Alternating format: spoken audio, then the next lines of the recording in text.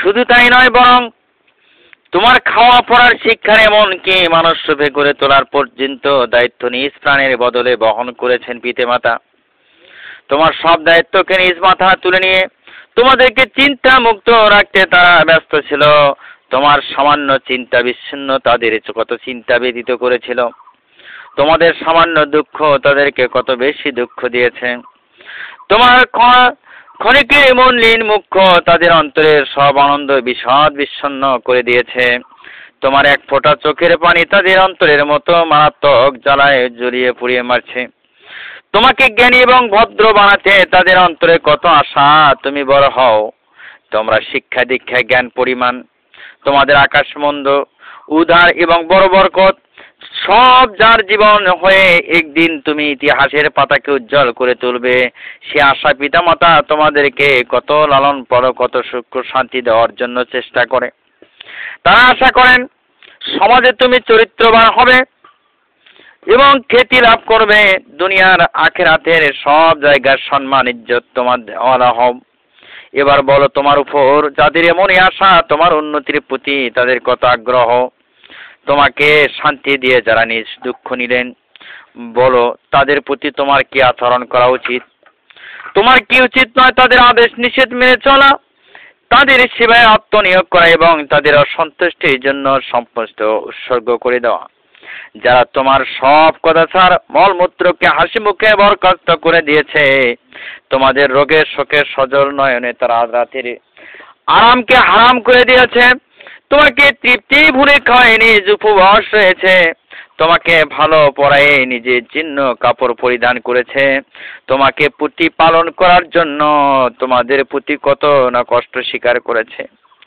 রোগ শোক যখন হয়ে যায়, খানা পিনা বন্ধ করে দিয়ে তোমার পিছনে ছুটে ছুটে ডাক্তারের কাছে নিয়ে যায়, এমন পিতামাতার প্রতি তোমার কি সদাই ব্যবহার করা উচিত তুমি নিজেই ভালো করে দেখো। যে সবাই ধৈর্য সহকারে কাটিয়েছে, তুমি সামান্য বিপদে পড়লে সে বিপদকে দূরে রেখে সহজ বিপ্লব নিজে মাথা পেতে নিতেন, প্রস্তুত হয়ে যেতেন পিতামাতা। তোমার সুখ শান্তির জন্য তারা রাতকে রাত আর দিনকে দিন তারা কোনোদিন মনে করেনি। তোমার যদি অশান্তি হয়ে যেত, এই পিতামাতা দুঃখকে দুঃখ মনে করেনি, তারা তোমার সুখের জন্য তারা কত চেষ্টা করেছে। তোমাকে সুখী করতে তারা দুঃখ কষ্ট বরখাস্ত করে দিয়েছে। আর যদি সেই মাতা পিতার দয়ার কথা স্মরণ করে তাদের প্রতি আমাদের দায়িত্ব পালন করি, তাহলে এর চেয়ে অধম নাফরমানি আর কি হতে পারে? এবার কবির ভাষায় কবি বলে, বনে থাকে বন বাদুরি, ছাও ঝরে তার বুকে, এমনি মায়ের ছাও সরে না পড়লে হাজার দুঃখে। বিদেশিতে যদি কারো সন্তান মারা যায়, পশু পাখি না জানিতে আগে জানে মায়। বখরি শরীফ এবং মুসলিম শরীফে আছে, আবু হুরায়রা থেকে হাদিসটি বর্ণিত করা হয়েছে। এক ব্যক্তি আমার নবী সাল্লাল্লাহু আলাইহি ওয়াসাল্লাম কে এসে বললেন, ইয়া রাসূলুল্লাহ, দুনিয়া আমার শ্রদ্ধার এবং শতাচরণ সম্মান পাওয়ার সত্যিকারের হকদারকে? হুজুর সাল্লাল্লাহু আলাইহি সাল্লাম বলেন, তোমার মা। সে বললেন, তারপর কে? উত্তরে হলো, তোমার মা। আবার প্রশ্ন করা হলো, তারপর কে? এবার বললেন, তোমার মা। চতুর্থবার প্রশ্ন করা হলো, তারপর কে? এবার বললেন, তোমার বাবা। এক সাহাবী বললেন, যদি তাহার সন্তানের প্রতি অত্যাচার করে, তাহারা যদি সন্তানের প্রতি অত্যাচার করে? উত্তর হুজুর সাল্লাল্লাহু আলাইহি সাল্লাম বললেন, হ্যাঁ, যদিও তারা অত্যাচার করেন, যদিও তারা অবিচার করেন, তবু তারা তোমার বাপ মা। বায়াকি শরীফ। হুজুর সাল্লাল্লাহু আলাইহি সাল্লাম বলেন, যদি কোনো সন্তান তার পিতামাতার দিকে দয়ার দৃষ্টিতে তাকায়, প্রতি দৃষ্টির বিনিময়ের জন্য আল্লাহ পাক তার আমলনামায় একটা কবুল হজের নেকি দেন। সুবহানাল্লাহি ওয়া বিহামদি। আমার নবী সাল্লাল্লাহু আলাইহি ওয়াসাল্লাম বলেন, নিজ মাতা পিতাকে আঁকড়ে ধরো, তোমার জান্নাত তাদের পায়ের নিচে। হুজুর সাল্লাল্লাহু আলাইহি সাল্লাম বলেন, যে ব্যক্তি নিপদ যাক সে ব্যক্তি নিপদ যাক, সে ব্যক্তি নিপাত যাক। এভাবে তিনবার কম বলা হলো। সাহাবারা আরজ করলেন, ইয়া রাসূলুল্লাহ সাল্লাল্লাহু আলাইহি ওয়াসাল্লাম, সেই ব্যক্তিকে তিনি বললেন যে মা বাপকে জীবিত পেয়েও তাদের সেবা যত্ন না করে জান্নাত খরিদ করতে পারে নাই। হাদিস কুদসিতে আছে, আল্লাহ পাক বলেন, যার উপর তার মাতা পিতা খুশি থাকেন তার উপর আমিও খুশি থাকি। সুবহানাল্লাহি ওয়া বিহামদিহি। আবু দাউদ শরীফে আছে, এক লোক এসে বললেন, ইয়া রাসূলুল্লাহি সাল্লাল্লাহু আলাইহি ওয়াসাল্লাম, আপনার সঙ্গী হতে এসেছি। আমার সময় আমার মা বাপকে কাঁদতে দেখেছি। হুজুর সাল্লাল্লাহু আলাইহি ওয়াসাল্লাম বললেন, এক্ষুনি ফিরে যাও, তোমার জিহাদে যুদ্ধে যাওয়া লাগবে না, তুমি এক্ষুনি ফিরে যাও, যে তোমার পিতা মাতাকে হাসানোর চেষ্টা করো। বুখারী শরীফে আছে, এক ব্যক্তি এসে যুদ্ধের যাত্রার অনুমতি চাইলেন।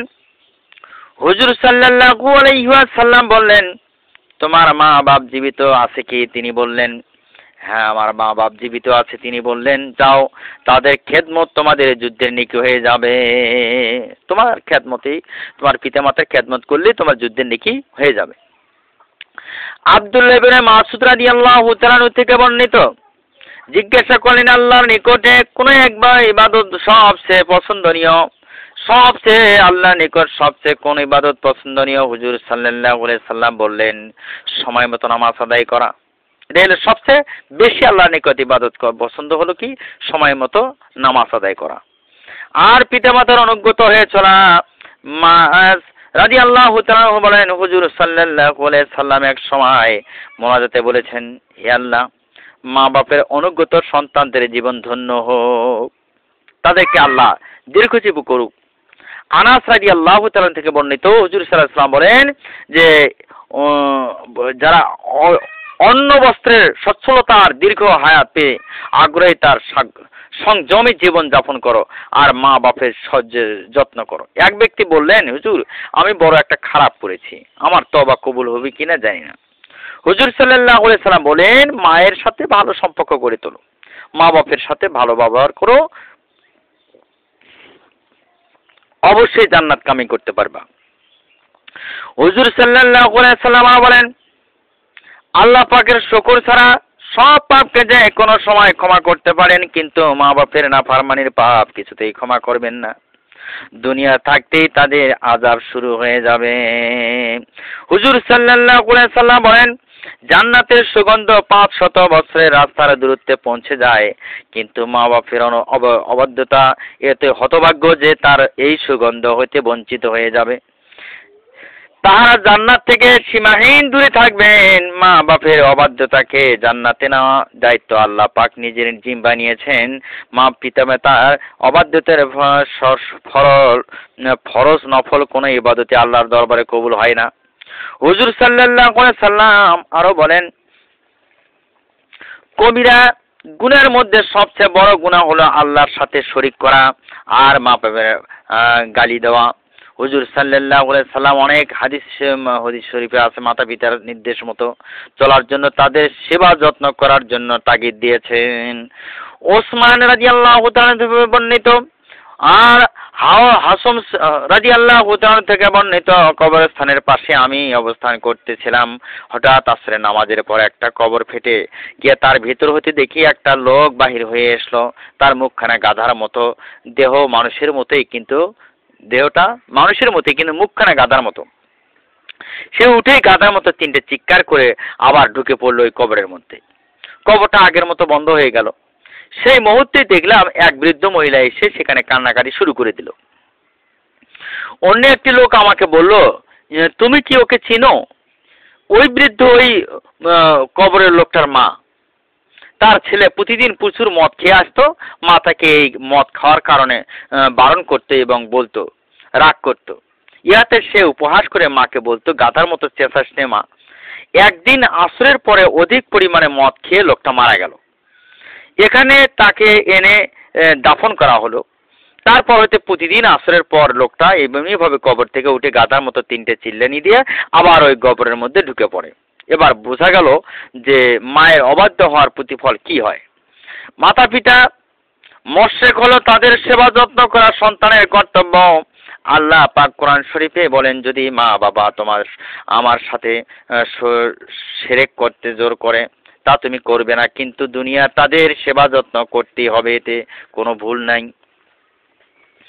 আবু দাউদ শরীফে আছে, হুজুর সাল্লাল্লাহু আলাইহি সাল্লাম বলেন, মা বাপের মৃত্যুর পর তাদের প্রতি রহমত নাজিল হয় এমন দোয়া করতে হবে। সন্তান যদি পিতামাতার জন্য দোয়া করে অক্ষরে অক্ষরে আল্লাহ পাকের দরবারে দোয়া মঞ্জুর হয়ে যায়। তোমরা যে নির্দেশ দিয়ে গিয়েছেন তোমার পিতামাতা, সেগুলোকে স্মরণ রাখতে হবে, সেগুলোকে স্বীকার করতে হবে, তাদের আপনজন সঙ্গীদের শ্রদ্ধা করতে হবে, সালাম করতে হবে, তার বন্ধু বান্ধবদেরকে ইজ্জত করতে হবে। হুজুর সাল্লাল্লাহু আলাইহি সাল্লাম বলেন, পিতামাতার দোয়া সন্তানের জন্য কবুল হয়ে যায়। পিতামাতার দোয়া সন্তানের জন্য কি হয়? কবুল হয়ে যায়। আমাদের একটু চিন্তা করা উচিত যে আমরা দুনিয়াতে এসেছি, মা প্রসব বেদনার কতই না কষ্ট ভোগ করেছে। যন্ত্রণার চোটে আশেপাশের মহিলাদের ডেকে বলতে, আপনারা কারা গো, আমাকে সাহায্য করো, আমি বাঁচবো না। মায়ের কলিজায় লাথি মেরে আমরা দুনিয়া আসলাম, মা রক্ত রক্ত শরীর অজ্ঞান হয়ে জমিনে পড়ে যা রয়ে, আর জ্ঞান আসার সাথে সাথে মা রক্ত মাখা হাত দুইখানা বিছিয়ে দিয়ে বলেছেন, আপনার কারাগো দেন, আমার সন্তান আমার কোলে দিয়ে দেন। এমন মা, মায়ের শরীরে পায়খানা প্রসাব করে দিতাম, মা খাটের নিচে ফেলে দেয় নাই, ধুয়ে মুছে কোলে নিয়েছে, কান্না মুখে শত চুমে দিয়েছে, হাসি ফুটিয়েছে, নিজে না খেয়ে খাওয়াইছে, বাবার কত পরিশ্রম করে রোজগার করে নিয়ে এসেছে, কোলে করে মানুষ করেছে। মা বাপের সামনে দাঁড়িয়ে ধমক দিলে আল্লাহর আরশ কেঁপে যায়। শিশুকালে আমার মায়ের কোলে ছাড়া ঘুমাই নাই, যদি কেউ জোর করে মায়ের কোল থেকে নিতে চাইতো আমরা কোনোদিন যাই নাই। মা আপনার কোলে ঘুমাবো এভাবে বলতাম। আর ভূমি সন্তান যত বড় রাজা বাদশাহ মন্ত্রী মিনিস্টার হোক না কেন, মায়ের কাছে সন্তান সন্তানই থেকে যায়। কোরআন শরীফে সূরা আহকাফ 12 রুকুতে আল্লাহ রাব্বুল আমিন বলেন, আমি মানুষকে তার মা বাপের সাথে ভালো ব্যবহার করার জন্য নির্দেশ দিয়েছি, তারা তার মাকে ধৈর্য সাথে পেটে ধারণ করেছিল।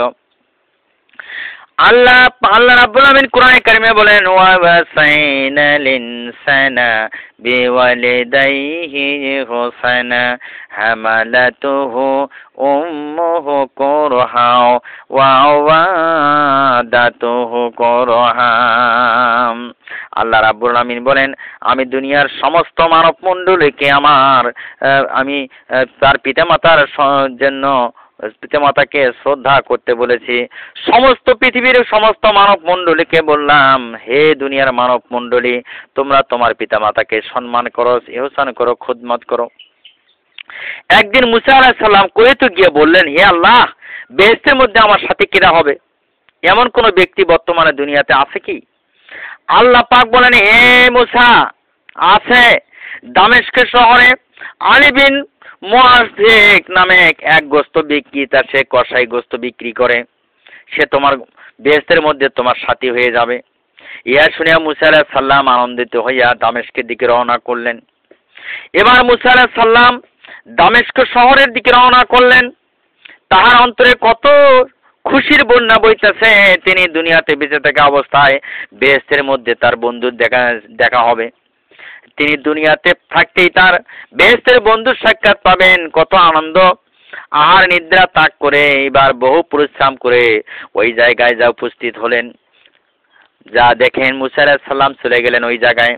যা দেখেন এক গোস্ত বিক্রেতা বিক্রি করতেছে, গোস্ত বিক্রি করতেছে কসাই, কিন্তু তার বিশ্রী চেহারা, তার চেহারা এত খসরো যা তার চেহারা বলে শেষ করা যায় না। এবার সন্দেহ হয়ে গেল, মুসা আলাইহিস সালামের সন্দেহ ধরে গেল যে এই লোকটা কোনোদিন আমার বেহেশতের মধ্যে আমার সাথী হতে পারে না। এবার নাম জিজ্ঞাসা করা হলো, ভাই আপনার নাম কি?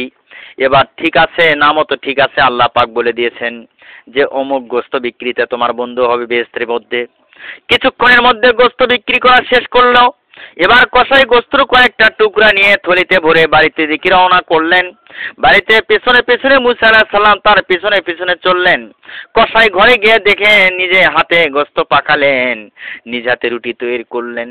তার বৃদ্ধ মাকে অতি যত্ন সহকারে রুটি এবং গোস্ত খাওয়াইতে লাগলেন এবং চামচ দিয়ে গোস্তের ঝোল মায়ের মুখে তুলে দিলেন। তৃপ্তির সহিত খাওয়ায় মায়ের মুখখানা মুছে দিলেন এবং মায়ের কাপড় দিয়ে ধুয়ে দিলেন। তার মা দুই হাত তুলিয়া ক্ষীণ কণ্ঠে কি যেন উচ্চারণ করে আল্লাহ পাকের দরবারে বললেন। কসাই মুসা আলাইহিস সালামকে চেনেন না, এবং তার নিকট কিছু জিজ্ঞাসাও করলেন না। মূসা আলাইহিস সালাম বললেন, সকলেই নিজ চোখে দেখিয়া জিজ্ঞাসা করলেন, ভাই এই বৃদ্ধা আপনার কে হয়? কসাই বললেন, ইনি আমার মা হন। মূসা আলাইহিস সালাম বললেন, আপনি তাকে রুটি খাওয়ানোর পরে তিনি হাত তুলে কি কি যেন বলল। কসাই বললেন, ভাই তা শুনবে, শুনে আপনি হাসবেন, কারণ উহা আমার মায়ের একটা অভ্যাস। তিনি প্রথম খানা খাইবার পর আমার উপর সন্তুষ্ট হইয়া এইরূপ মোনাজাত করে সন্তুষ্ট হয়ে পড়ে মা। বর্তমানে জামানার মুসা নবী আমাদের নবী, আমরা তার উম্মত, যদিও তার সাক্ষাৎ আমরা পাই নাই, কিন্তু তবু তার প্রাণের সহিত আমরা ভালোবাসি। হাসরের দিন তার সাফায়াতের আশা রাখি। আমার মা প্রথম মোনাজাত করিয়া বলেন, হে আল্লাহ, আমার ছেলে বেহেশতের মধ্যে যেন মুসা নবীর সাথে বন্ধু করে দিও। মূসা আলাইহিস সালাম আশ্চর্য হইয়া বললেন, সুবহানাল্লাহ, মাতা পিতা কি অমূল্য ধন হে ভাই আলী, নিশ্চয় আমার আল্লাহ পাক আপনার মায়ের দোয়া মঞ্জুর করে নিয়েছেন। আপনি সেই মুসা নবী, আমি সেই মুসা নবী, আপনি সত্যি ধন্য। আল্লাহ পাক বলে দিয়েছেন, জান্নাতে আপনি আমার বন্ধু হয়ে যাবেন। অন্য এক রয়েতে আছে, মূসা আলাইহিস সালাম নিকট আরজ করলেন, এ পূর্ব আমাকে উপদেশ দিন। আল্লাহ পাক বললেন, নিজ মাতার সাথে ভালো ব্যবহার করো। দ্বিতীয়বার বললেন, পূর্ব আমাকে কিছু উপদেশ দিন। আবারও উত্তরে এলো যে তো মায়ের সাথে ভালো ব্যবহার করে। এমনি ভাবে 9 বার মূসা আলাইহিস সালাম প্রশ্ন করলেন, 9 বারই বলা হলো যে তোমার মায়ের সাথে ভালো ব্যবহার করো। হে মূসা, আমি তোমাকে বার অর্ডার করতেছি, তোমার পিতামাতার সাথে তুমি ভালো ব্যবহার করো। বাইজিদ বুস্তামি রহমাতুল্লাহ আলাইহি যে বছর হজ করতে গেলেন, লক্ষ লক্ষ লোকের সহিত হজ সমাদা করে মোরাকাবা অবস্থায় আল্লাহ পাকের নিকট আরজ করলেন, হে প্রভু, লক্ষ লক্ষ লোক ধন সন্তানের মায়া বিসর্জন দিয়া এই ময়দানে হজ পালন করতেছি, তুমি সকলের হজ কবুল করেছে কিনা বলো। আল্লাহর তরফ হতে হলো, হে বাইজিদ, আমি সকলের হজ কবুল করে নিয়েছি, কিন্তু এক ব্যক্তির হজ কবুল করি নাই। ইহা শুনিয়া তিনি আরজ করলেন, হে প্রভু, তুমি আমাকে জানাও সে ব্যক্তিকে। আল্লাহ পাক বলেন, অমুক পাহাড়ের পাশে এক ব্যক্তি হাত পা ক্ষত অবস্থায় পড়ে আছে, তার নাম মোহাম্মদ বিন হারুন, তার বাড়ি বলক শহরে। ইহা শুনিয়া বাইজিদ বুস্তামি রহমাতুল্লাহ আলাইহি ওই পাহাড়ের দিকে ছুটলেন। ওইখানে গিয়ে দেখেন এক ব্যক্তি হাত পা ক্ষত অবস্থায় পড়ে আছেন আর আল্লাহর নাম জপতেছেন। তিনি তার নিকটে যাইতে না যাইতে চিৎকার দিয়ে বললেন, হে বাইজিদ, আমার হজ কবুল হয় নাই, সেই জন্য বুঝি তুমি দেখতে এসেছো আমাকে। আজ 28 বছর যাবত আমি হজ করি, আমার একটা হজ কবুল হয় নাই। প্রত্যেক বছর হজের পরক্ষণেই তোমার মতো একজন আল্লাহর ওলি এসে আমার জন্য দোয়া করে যায়, কিন্তু আমার হজ তো কবুল হবে না, তুমি তোমার পথে চলিয়া যাও। এ শুনে বাইজিদ বুস্তামি রহমাতুল্লাহ আলাইহি অবাক হইয়া জিজ্ঞাসা করলেন, হে মোহাম্মদ বিন হারুন, আপনি আল্লাহর এত নিকটে পৌঁছে গেছেন যে আমার নাম বাইজিদ, তাও তুমি জানতে পেরেছো, কিন্তু কি জন্য আপনার হজ কবুল হইতেছে না? আপনি তার জানেন কিনা তা বলো। তিনি কাঁদতে কাঁদতে অস্থির হয়ে বললেন, ভাই, আমি জানি বটে, কিন্তু এই রোগের ঔষধ তো দুনিয়ায় নাই। কোনো এক সময় আমার স্ত্রী রন্ধন কাজে ব্যস্ত ছিল, তখন আমার মায়ের সহিত তার কলহ হওয়ার একটি মাকে একটি ধাক্কা দিয়েছিলাম। তিনি কষ্ট পেয়ে মনের দুঃখে বলেছিল, হে আল্লাহ, যেন তোকে জাহান্নামে দেয়। এরপর আমি অপরাধ স্বীকার করিয়া মায়ের পা ধরিয়া চেয়েছিলাম। তখন তিনি সন্তুষ্ট হয়ে দোয়া করেছিল, হে বাবা, তুমি যেন আল্লাহর এমন বন্ধু হয়ে যাও যে সঙ্গে সঙ্গে যেন আল্লাহ পাক তোমার কথা স্মরণ করে, আল্লাহ পাক যেন তোমার কথা শোনে, সেইখানেই যেন আল্লাহর সহিত কথা বলতে পারো। আল্লাহ পাক মায়ের দোয়া কবুল করে নিয়েছে, তাই আমি সব সময় সব বিষয়ে আল্লাহর রহমতে জানতে পারি, কিন্তু মায়ের পূর্বের বদদোয়ার কারণে আমার জাহান্নামী না হইয়া উপায় নাই, এই জন্য আমার হজও কবুল হয় না। ইয়া শুনে বাইজিদ বুস্তামি রহমাতুল্লাহ আলাইহি হাঁটু পাতিয়া বসে করজোড়ে আল্লাহর দরবারে আরজ করে বুলক করতে লাগলেন, ও মাবুদ গো, আপনি এক ফোঁটা নাপাক পানি দিয়ে সক্ষম মানুষ গঠন করেছেন, আপনার আদেশ চন্দ্র সূর্য নক্ষত্র বিনিয়মিত চলতেছে। আপনি ক্ষণকালের মধ্যেও ফকিরকে বাদশাহ করতে পারো, বাদশাকে ফকির বানাইতে পারো, প্রকাণ্ড পাহাড়কে পানি করে দিতে পারো, আর সমুদ্রকে পাহাড় বানাইতে পারো। মাবুদ গো, আমি বিনয় করে আরজ করতেছি, মেহেরবানি করে মোহাম্মদ বিন হারুনের এই সামান্য পাপটুকু ক্ষমা করে দাও।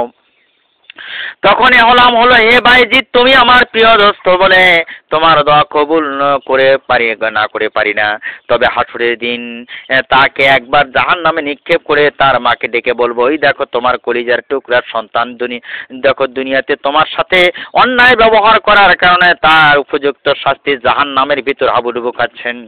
তখন সে সন্তানের অসীম মায়ায় পড়ে অবশ্যই বলবে, হ্যাঁ আল্লাহ আমার সন্তানকে আগুন হতে বাঁচাও। তখন আমি আল্লাহ তখন দোয়া কবুল করে নেব, মুহাম্মদ বিন হারুনকে জাহান্নাম হইতে উঠিয়া জান্নাতের মধ্যে পাঠিয়ে দেব। সুবহানাল্লাহ। সূরা তাহা আয়াত ৭৪। লা ইউমিতু ফিহা ওয়ালা ইউহইয়াম। আল্লাহ রাব্বুল আমিন বলেন, যেখানে তারা সেখানে মরবেও না, তারা সেখানেও বাঁচবেও না। দোজখের উপর অস্থির হয়ে সৃষ্টি প্রার্থনা করলে আকাশের কালো মেঘ দেখা দিবে, উহা হইতে অসংখ্য সাপ বিচ্ছু দোজখবাসীদের উপর পড়তে থাকবে। প্রথম দোজখের নাম হলো হাবিয়া। ফিরআউন, নমরুদ প্রভৃতি কাফিরগণ এই দোজখে বসবাস করবে। দ্বিতীয় দোজখের নাম হলো সাইর, মুশরিকগণ এই দোজখে বসবাস করবে। তৃতীয় দোজখের নাম হলো সাকার, মূর্তি পূজারকগণ এই দোজখে বসবাস করবে। চতুর্থ দোজখের নাম হলো জাহিম, শয়তান অগ্নি পূজারকগণ এই দোজখে বসবাস করবে। পঞ্চম দোজখের নাম হলো হুতামা, ইহুদিগণ এই দোজখে বসবাস করবে। ষষ্ঠ দোজখের নাম হলো লাজা, খ্রিস্টানগণ এই দোজখে বসবাস করবে। সপ্তম দোজখের নাম হলো অয়েল, আমাদের আখিরি নবীর উম্মতের মধ্যে যারা পাপের কাজ করে বিনা তওবায় মারা যাবে তারা এই দোজখের মধ্যে বসবাস করবে। দোজখ হচ্ছে ৭টা আর বেহেশত হচ্ছে ৮টা। ৮টা বেহেশতের মধ্যে ১ নম্বর বেহেশতের নাম হলো জান্নাতুল ফিরদাউস। ১ নম্বর বেহেশতের নাম কি? জান্নাতুল ফিরদাউস। জান্নাতুন নাঈম, ৩ নম্বর জান্নাতুল মাওয়া, ৪ নম্বর জান্নাতুন আদন, ৫ নম্বর দারুস সালাম, ৬ নম্বর বেহেশতের নাম হলো দারুল করার, ৭ নম্বর বেহেশত হচ্ছে দারুল মাকাম, আর ৮ নম্বর বেহেশত হচ্ছে দারুল খুলুদ। যারা প্রথম বেহেশতে যাবে তাদের চেহারা পূর্ণিমার চাঁদের ন্যায় উজ্জ্বল হবে। তারপর যারা যাবে তাদের উজ্জ্বলতা একটু কমবে। বেহেশতের সুখ এবং সৌন্দর্যের বর্ণনা করার ক্ষমতা মানুষের নেই। ইহা বেহেশতের প্রতি অমান্য পরিচয় এবং মাত্র সামান্য একটু পরিচয় মাত্র বেহেশতের।